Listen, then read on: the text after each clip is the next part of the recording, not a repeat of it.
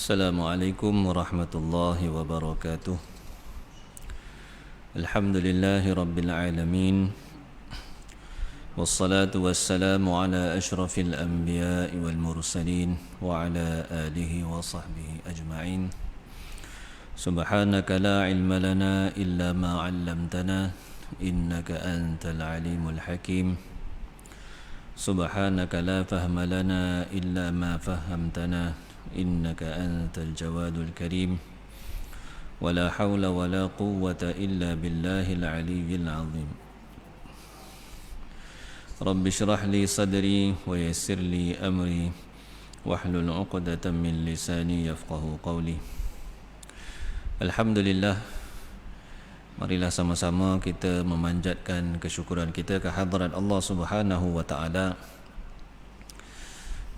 kerana masih lagi diberi kesihatan yang baik kepada kita semua untuk kita terus mentaati perintah-perintah Allah Subhanahu wa taala, meninggalkan segala larangannya, mengikuti sunnah-sunnah nabinya.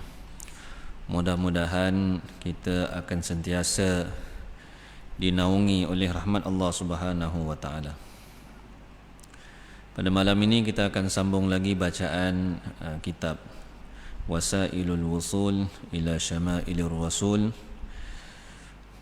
di bawah tajuk hadis-hadis yang menceritakan tentang ibadah Rasulullah sallallahu alaihi wasallam. Qala al-musannif rahimahullahu ta'ala wa nafa'ana bihi wa bi'ulumihi fid dharain amin.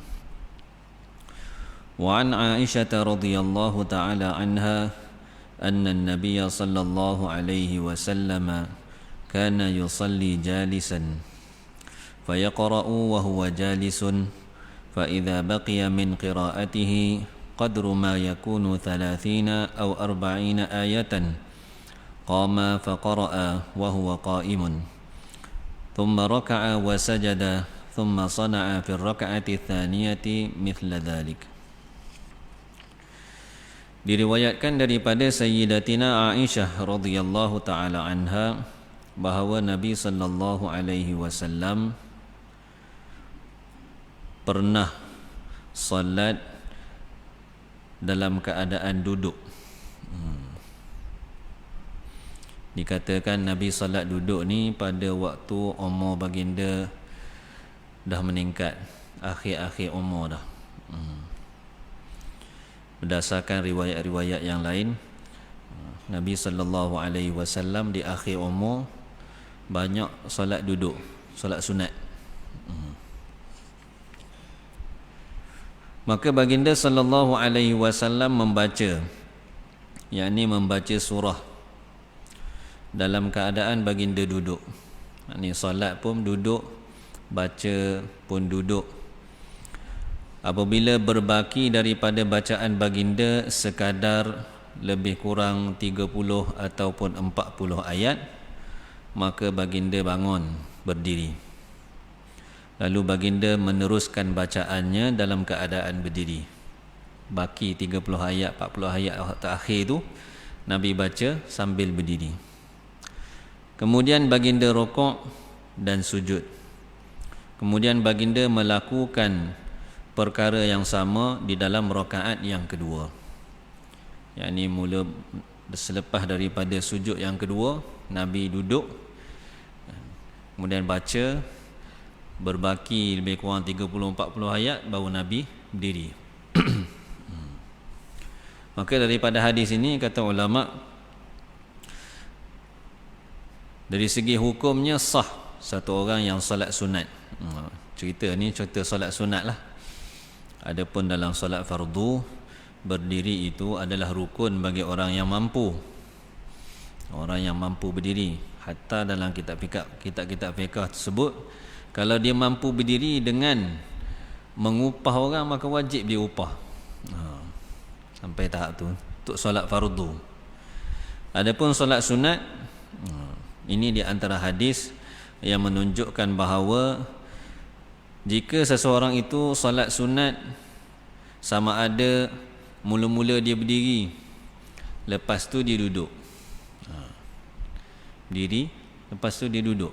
Walaupun tidak ada uzur, tidak ada apa-apa uzur, maka hukumnya sah. Ataupun dia mulakan solat duduk, lepas tu dia berdiri, pun solat dia masih sah. Cerita sah lah. Kalau nak cerita afdal berdiri semua. Itu yang afdal, yang terbaik. Dari segi sah boleh. Nak duduk separuh, berdiri separuh, sama ada berdiri dulu ataupun duduk dulu. Kemudian nak baca Quran di dalam solat, sebahagian bacaan dibaca pada ketika duduk, sebahagian dibaca ketika berdiri, pun sah. Jadi dalam sembahyang sunat dia fleksibel, mudahlah. Dia mudah-mudah pun susah kau nak buat. Mudah-mudah pun susah juga nak buat. Walaupun 2 rakaat, tak payah banyak-banyak, 2 rakaat. Biasa habis semayang tu nak bangun dah. Naluri dia gitu. Nak buat ibadat ni, walaupun dalam hadis sebut ada 2 kalimah, ringan di lidah, berat di timbangan, Allah Ta'ala suka. Subhanallah wa bihamdihi, Subhanallahil azim. Ni 2 kalimah ni. Itu pun berat juga bagi kita nak sebut. Bila bilang berapa kali. Tak ada tahlil tak bunyi. Masya Allah. Itu sifat ibadat. Tak sesuai dengan nafsu.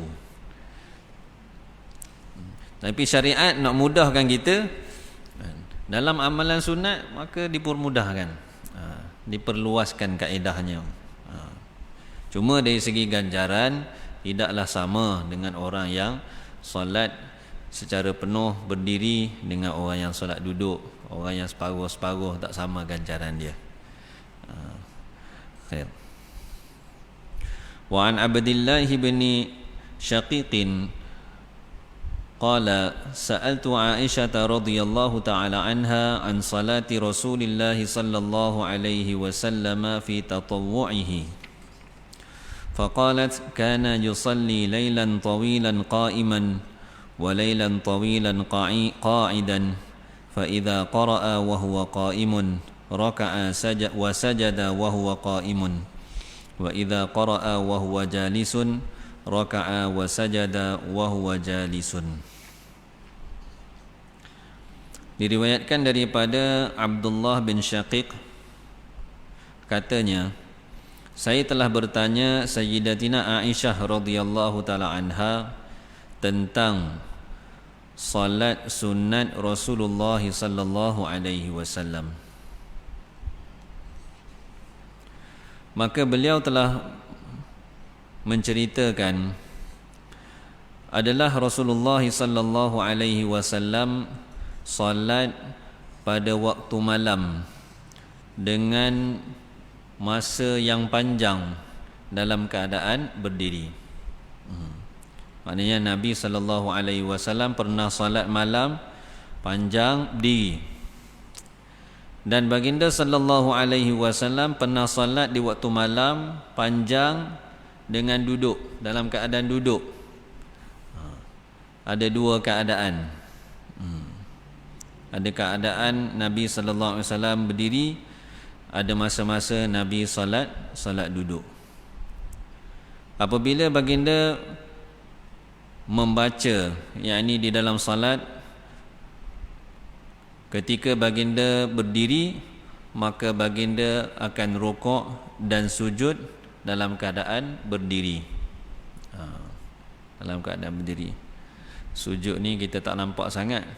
Sebabnya kalau orang solat duduk pun sujud dia sama je dengan orang yang solat berdiri. Rokok beza sikit. Rokok orang yang solat duduk dia guna isyarat. Rokok yang sebenar yang orang solat berdiri tu rokok yang sebenar. Jadi Nabi kata Sayyidatina Aisyah, Kalau Nabi baca sambil berdiri, maka rokok sujud pun berdiri. Maknanya satu rakaat tu Nabi berdiri. Dan apabila baginda baca pada ketika duduk, yakni ketika Nabi solat duduk, maka baginda akan rukuk dan sujud dalam keadaan duduk juga. Maksudnya rukuk itu diganti dengan isyarat. Sekurang-kurangnya kalau orang solat duduk, rukuknya paling minima ialah dia tundukkan badan dia sekadar dahinya melepasi lutut. Itu minima. Sekadar dahi dia melepasi lutut. Dia duduk tahiyat awal, duduk tahiyat awal tu, duduk iftirash. Dia tundukkan badan sekira-kira dahi dia tu melepasi bahagian lutut. Tunduk sikit je. Itu yang minima. Makna kata kalaulah tak lepas lutut, maka rukuk itu tidak sah. Afdalnya rukuk tundukkan badan dia sehingga dahinya setentang dengan tempat sujud. Itu yang afdal. Tunduk. Tapi jangan rapat sampai ke lantai pula, jadi sujud pula. Itu dia. Jadi ada dua keadaan dalam riwayat Sayyidatina Aisyah. Maknanya Nabi kalau semayang berdiri, berdiri belaka. Kalau semayang duduk, duduk belaka. Maka kata ulama, yang disebutkan di dalam hadis ini adalah solat-solat Nabi SAW dalam keadaan-keadaan yang berbeza. Dalam keadaan yang berbeza. Dan dia tidak menafikan yang riwayat yang kita baca tadi, Nabi berdiri separuh, duduk separuh. Maknanya dalam keadaan lain ada Nabi buat begitu. Jadi daripada hadis-hadis inilah yang ulama keluarkan hukum untuk solat sunat fleksibel. Boleh untuk kita berdiri dan boleh untuk kita duduk. Wa an Hafsah zaujin Nabi sallallahu alaihi wasallam qalat kana Rasulullah sallallahu alaihi wasallam yusalli fi subhatihi ay nafilatihi qa'idan wa yaqra'u bis surati wa yurattiluha hatta takuna atwala minha. Diriwayatkan daripada Sayyidatina Hafsah, isteri Nabi sallallahu alaihi wasallam, katanya adalah Rasulullah sallallahu alaihi wasallam menunaikan solat sunatnya dalam keadaan duduk. Maknanya baginda sallallahu alaihi wasallam pernah solat sunat dalam keadaan duduk. Dan baginda sallallahu alaihi wasallam membaca surah di dalam solat. Maknanya Nabi sallallahu alaihi wasallam tidaklah ringkaskan solat dengan baca Fatihah sahaja. Walaupun solat duduk, Fatihah tu hak rukun, baca surah pun baginda baca. Dan baginda membaca secara tertil surah tersebut. Bacaan tertil. Bacaan tertil ni bacaan yang kita dengar daripada kaset-kaset tu lah, tertil lah tu. Tertil. Kalau bacaan yang lebih cepat lagi, yang tu tidak dipanggil tertil, dipanggil hadar. Tingkatan-tingkatan kelajuan bacaan. Baginda membaca secara tertil. Kata saya dengar ada ulama sebut baca tertil Fatihah pun, kalau dibaca secara tertil, dia memakan masa 40 saat baca Fatihah. Kadar dia 40 saat. Setelah mengambil kira semua tu. Sebab bila baca tertil akan diwaqaf dengan betul, tempat waqaf akan diwaqaf, kemudian disambung balik dengan mengambil kira, ambil nafas, semua sekali tu. Panjangnya Kalau mat tu 6 harakat, 6 harakat dibaca panjang, insya-Allah. Dan baginda sallallahu alaihi wasallam membaca secara tertil sehingga surah yang dibaca oleh baginda sallallahu alaihi wasallam menjadi lebih panjang daripada surah yang panjang tapi dibaca secara tidak tertil. Nabi baca surah yang pendek tetapi dibaca secara tertil sehingga menyebabkan bacaan itu jadi panjang lebih daripada baca satu surah yang panjang tapi tidak tertil. Tidak tertil. Maksudnya kalau satu orang tu bukan baca dengan gaya tertil, maksudnya dibaca dengan laju. Nabi baca hak pendek pun sama, lebih panjang daripada itu lagi. Dan bacaan Nabi sallallahu alaihi wasallam dalam solat memang bacaan tertil. Bacaan tertil.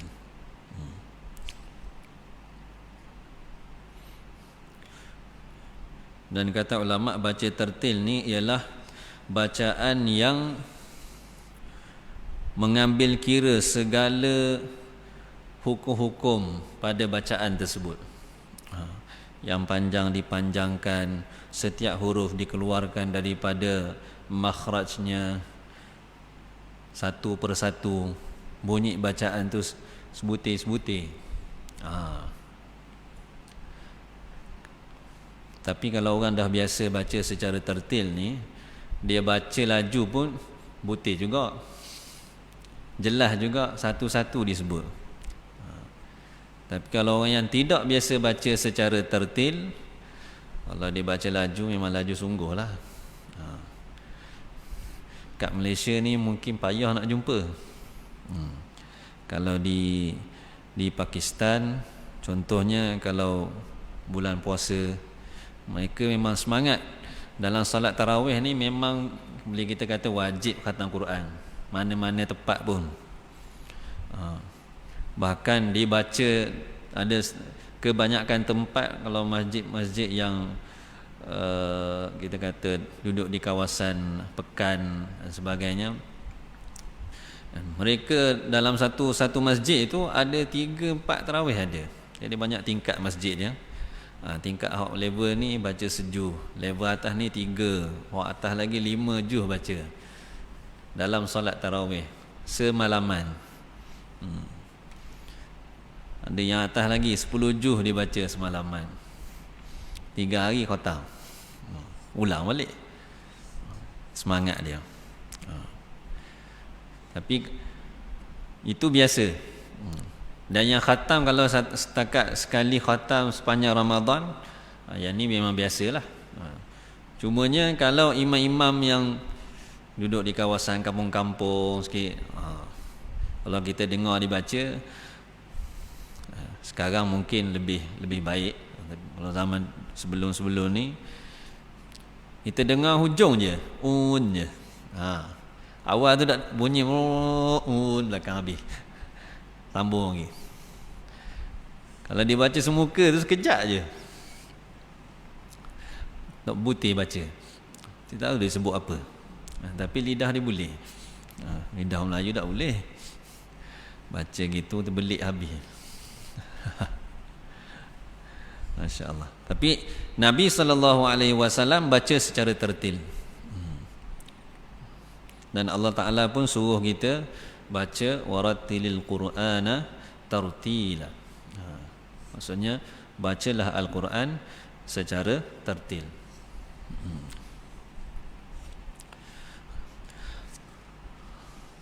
Wa an Ummi Salamah radhiyallahu ta'ala anha annaha qalat walladhi nafsi biyadihi ma mata Rasulullah sallallahu alaihi wasallam hatta kana aktharu salatihi qa'idan illa al-maktubata. Diriwayatkan daripada Sayyidatina Ummi Salamah radhiyallahu ta'ala anha bahawa beliau berkata, demi zat yang jiwaku berada di dalam kekuasaannya, tidak wafat Rasulullah sallallahu alaihi wasallam melainkan kebanyakan salat baginda adalah dalam keadaan duduk.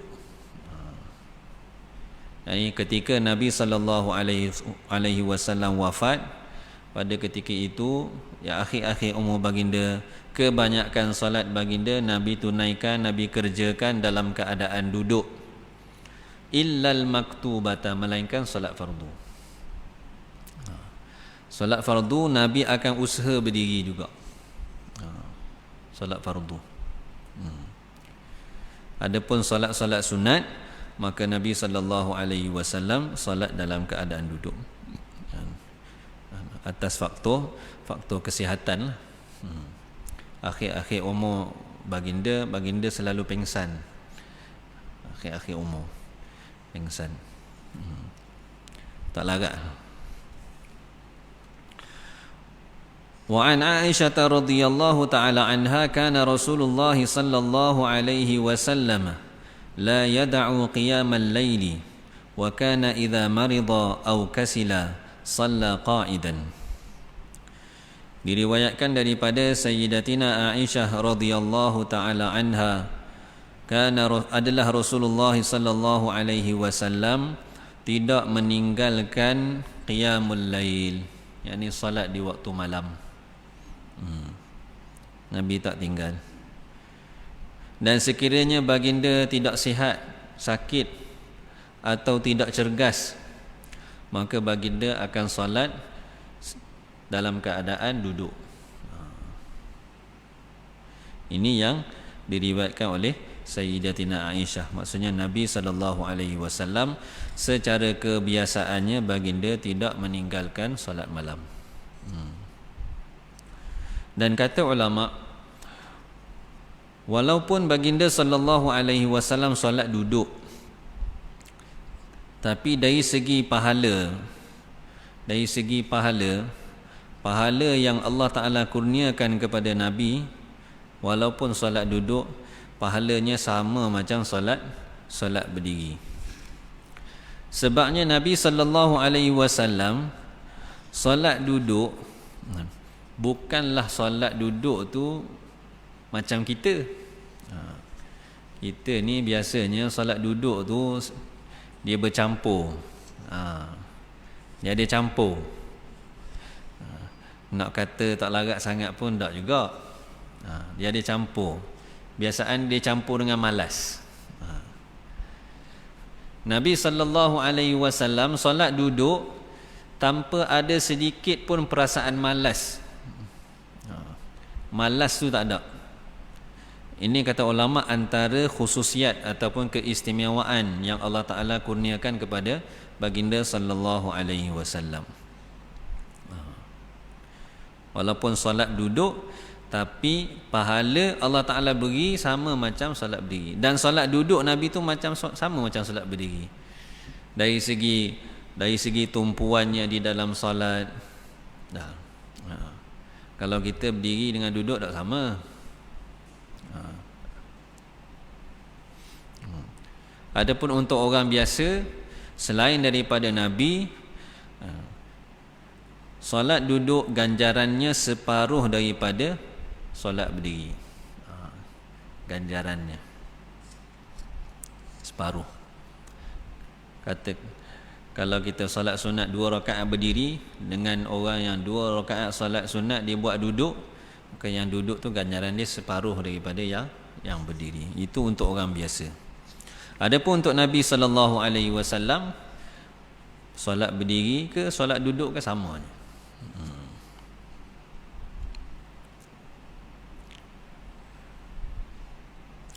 Wa 'an Ibn Umar radhiyallahu ta'ala anhuma qala صليت مع رسول الله صلى الله عليه وسلم ركعتين قبل الظهر وركعتين بعده وركعتين بعد المغرب في بيته وركعتين بعد العشاء في بيته. Diriwayatkan daripada Sayyidina Abdullah bin Umar radhiyallahu taala anhuma, katanya, saya telah menunaikan salat bersama Rasulullah sallallahu alaihi wasallam. Maksud salat sunat bersama di sini ialah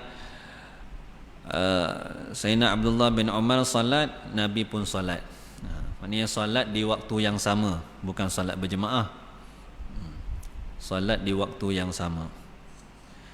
Apa salat yang dikerjakan? Kata beliau, 2 rakaat sebelum zuhur, 2 rakaat selepasnya, yakni selepas zuhur, 2 rakaat selepas isyak di rumah baginda, dan 2 rakaat selepas maghrib di rumah baginda, dan 2 rakaat selepas isyak di rumah baginda. Jadi ada berapa rakaat sini? 2, 4, 6, 8 rakaat. 8 rakaat. Dalam mazhab kita ada 10 rakaat, dipanggil sunat rawatib. Solat-solat sunat yang mengiringi solat-solat fardu, sama ada sebelum ataupun selepas. Dalam istilah fiqahnya dipanggil sunat rawatib. Sunat rawatib. Ada 10 rakaat yang muakkadah, yakni sunat muakkadah. Di sini disebut 2 rakaat sebelum zuhur, 2 rakaat selepas zuhur, 2 rakaat selepas maghrib, 2 rakaat selepas isyak, ada 2 lagi 2 rakaat sebelum subuh. 10 rakaat ni sunat muakkadah. Mana kata kalaulah kita tak mampu sangat, 10 rakaat ni jangan tinggal. Bila sebut sunat muakkadah ni, maksudnya sunat yang diberi penekanan oleh syarak. Sebab apa? Nabi jaga solat-solat ni. Walaupun dari segi afdalnya, setiap kali sebelum ataupun selepas, maksudnya ada riwayat yang sebut Nabi semayang 4 rakaat, yang tu afdal. Dari segi afdal, kalau boleh buat semua, boleh lah. Tapi dari segi yang diberi penegasan kerana Nabi SAW selalu buat, ni 10 ni.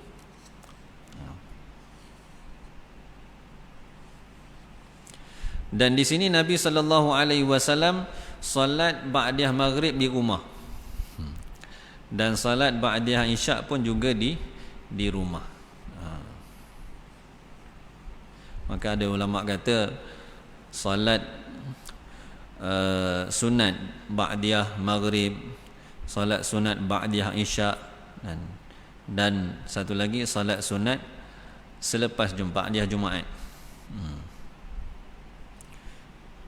Kesunat dibuat di rumah. Tapi kalau kita ada kuliah kat masjid ni, sembahyang sinilah. Itu kalau rumah kita ada suasana nak sembahyang. Kalau balik rumah, masuk rumah hilang lupa habis dah, sembahyanglah kat masjid. Mungkin daripada masjid tu semangat, ustaz ngajar ni nak amal sekali, semangat. Pas main isyak tu semangat dah tu. Bik masjid tu sampai depan pintu rumah habis lupa. Hilang semangat-semangat tu. Jadi semayang kat sini. Kalau kita tak yakin, maka buatlah di tempat yang kita boleh buat. Khair. Wa an Hafsah radhiyallahu ta'ala anha anna Rasulullah sallallahu alaihi wasallam kana yusalli raka'ataini khafifataini hina yatlu'ul fajr. Diriwayatkan daripada Sayyidatina Hafsah radhiyallahu taala anha bahawa Rasulullah sallallahu alaihi wasallam salat 2 rakaat yang ringan ketika terbit fajar. Maksudnya salat qabliyah subuh. Maksud 2 rakaat yang ringan ni saya dah sebut dah minggu lepas. 2 rakaat yang ringan ni bukan kita buat hak paling ringkas. Bukan. Bukan buat hak paling ringkas. 2 rakaat ni dengan sempurnakan segala sunat-sunat yang ada. Cumanya ketika qiyam, kita tidak panjang. Kita hadkan dengan surah-surah yang tertentu sahaja yang warid daripada Nabi sallallahu alaihi wasallam. Antaranya untuk solat qabliyah subuh, rakaat pertama baca surah Alam Nashrah, rakaat kedua surah Alam Tarakai. Ada riwayat juga sebut rakaat pertama baca Qul ya ayyuhal kafirun, rakaat yang kedua baca Qul huwallahu ahad. Dia sebut. Bahkan dalam kitab fiqh dia kata kalau kita gabung pun tak ada masalah lagi, masih lagi dipanggil ringkas. Sebab ringkas itu bukan ringkas yang kita faham. Ringkas tu ikut apa yang Nabi buat. Nabi tidak baca surah yang panjang maksudnya. Sama juga ketika rukuk. Tasbih dalam rukuk ni dia ada tasbih hak minima, kemudian dia ada minima sempurna, kemudian dia ada satu lagi paling sempurna. Tasbih dalam rukuk, tasbih dalam sujud. Hak minima sekali. Minima sempurna 3 kali. Paling sempurna tu lebih daripada itulah 11 kali. Maka untuk solat sunat qabliyah subuh ni bukanlah kita ambil hak minima tu, ambil hak minima sempurna 3 kali. Kalau buat hak sekali tu minima terlampau ringkas. Tadi 3 kali minima sempurna. Sama juga imam. Untuk tasbih rukuk dan sujud, sekiranya makmum yang berada di belakang itu bukan daripada, maksudnya bukan makmum tetap, ada makmum yang datang daripada tempat-tempat yang berbeza, yang mari singgah, maka untuk imam disunatkan untuk ambil minima sempurna. Makruh dia pergi ambil yang paling sempurna. Sebab apa? Makmum kat belakang tu macam-macam hajat ada, kita tak tahu. Sebab orang mari-mari kan. Dari segi fiqahnya. Jadi nak ceritanya Nabi SAW untuk 2 rakaat qabliyah subuh, Nabi buat 2 rakaat salat yang ringkas. 2 rakaat yang ringkas tu bagi kita panjang lah. Sebab kita kalau ringkas Fatihah je. Fatihah cepat habis. Khair. Jadi 10 rakaat semua sekali. Ada.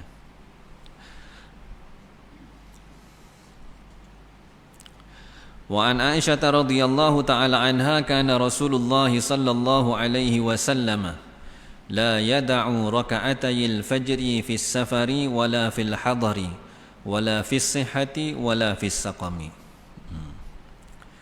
Diriwayatkan daripada Sayyidatina Aisyah radhiyallahu ta'ala anha adalah Rasulullah sallallahu alaihi wasallam tidak meninggalkan 2 rakaat fajar, yakni 2 rakaat salat sebelum subuh, qabliyah subuh, semasa perjalanan dan tidak juga semasa berada di kampung, maksudnya di kawasan baginda di Madinah. Tidak pada ketika sihat dan tidak pada ketika sakit. Ini antara solat sunat rawatib. Bahkan daripada segala solat-solat sunat, yang paling afdal ialah sunat qabliyah subuh. Sebab solat sunat qabliyah subuh ni adalah solat yang Nabi paling jaga. Seboleh-bolehnya kita ni jangan tinggal 2 rakaat ni. Bahkan ada mazhab, tak silap saya mazhab Hanafi, 2 rakaat sebelum subuh ni wajib.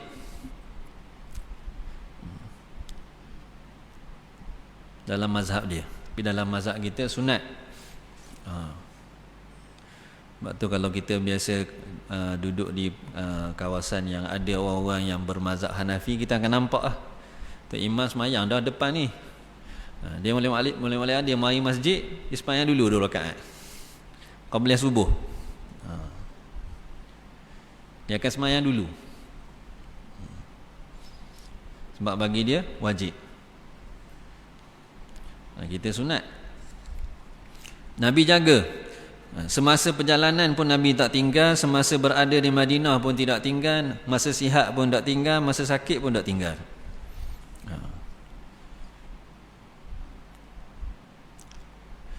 Dan ada riwayat Nabi sebut Nabi kata dua rakaat salat qabliyah subuh ini lebih aku cintai berbanding dunia dan segala isinya. Dua rakaat salat qabliyah subuh ni ahabbu ilayya minad dunya jami'iha, daripada dunia dan segala isinya. Dan ada dalam hadis yang lain Nabi sebut raka'atul fajri khairum minad dunya wa ma fiha. Dua rakaat salat sunat sebelum subuh lebih baik daripada dunia dan apa yang ada di dalamnya. Antara kelebihannya. Sebab tu Nabi SAW tidak tinggal. Maka kita kena azam jugalah. Biasanya susah tu. Sebab kadang-kadang bangun-bangun tu terlajak dah. Salat sunat qabliyah subuh, sekiranya kita tidak sempat salat sebelum salat fardu, selepas salat fardu masih lagi boleh buat. Masih lagi boleh buat. Bukan salat qabliyah subuh saja, semua salat-salat sunat rawatib yang qabliyah boleh dikerjakan selepas kita tunaikan solat fardu, kalau tak sempat buat sebelum. Sebab sembahyang sunat ni dia ada masuk waktu juga dan dia ada waktu habis. Untuk sunat qabliyah, waktu masuk solat dia ialah masuknya waktu solat fardu tu. Contohnya qabliyah isyak, masuk waktu solat dia ialah masuk waktu solat isyak. Bermulalah waktu untuk kita solat qabliyah isyak. Habis masa dia bila? Habis masa dia habis masa isyak, waktu isyak. Waktu isyak habis bila? Pagi esok subuh. Selagi tak subuh lagi boleh kita nak solat qabliyah tu, walaupun selepas solat fardu, tak ada masalah. Adapun solat ba'diyah, maksud waktu solat dia ialah selepas solat fardu. Selepas solat fardu. Selepas solat fardu tu solat fardu mana? Solat fardu masjid? Bukan, solat fardu kita. Lepas kita buat solat fardu, barulah bermulanya waktu untuk sunat ba'diyah. Selagi kita tak solat fardu, selagi itulah sunat ba'diyah tu tak mula, tak masuk waktu.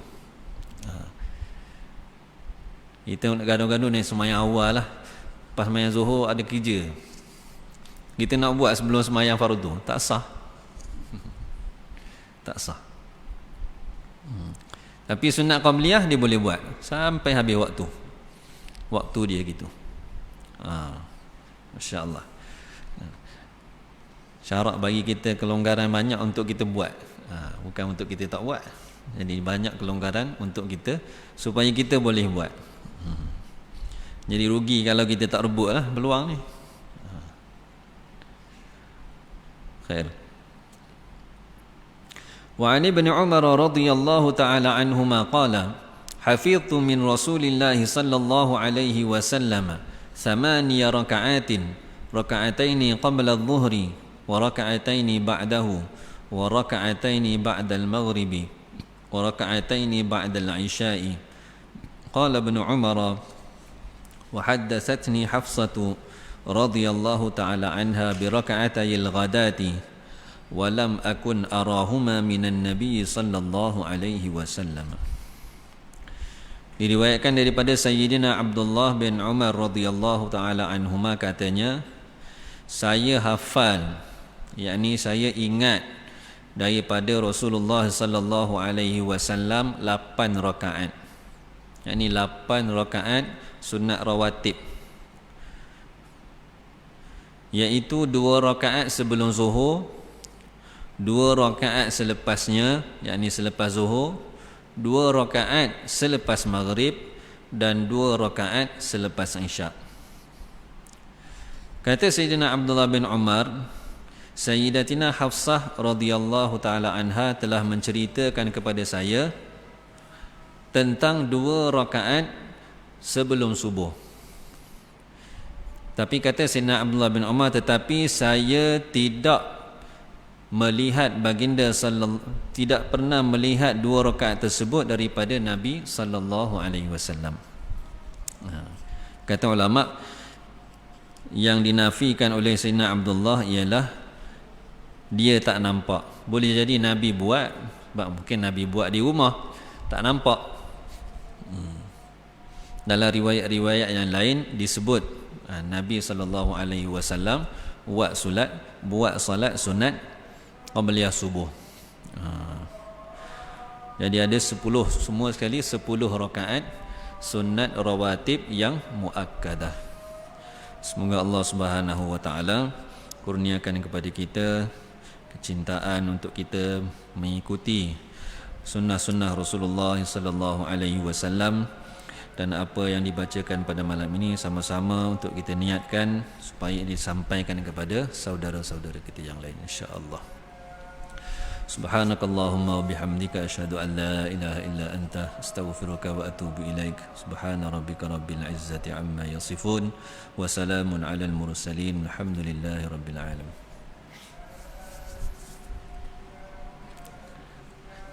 Sejuk ekor nanti.